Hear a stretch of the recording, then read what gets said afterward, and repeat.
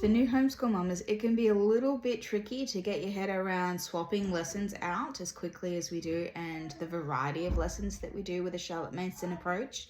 But it's pretty simple once you get your head around it.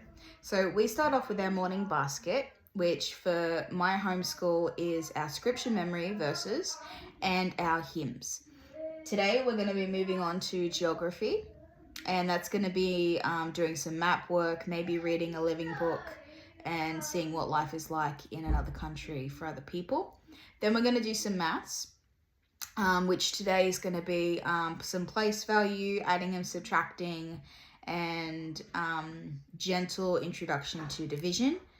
Then we're going to move on to do some language arts, and we're essentially just going to be practicing some grammar concepts that we have learned, and just an extra opportunity in our week to practice how they actually work.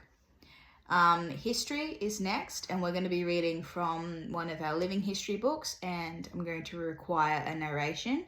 So that is one of the more heavy, chunky kind of subjects that we do, because it requires full attention to listen to what we're reading or to read it themselves at a certain age, and then to provide a narration, whether that's written or whether that's spoken. Then we're going to be doing some habits, and today that requires watching a video.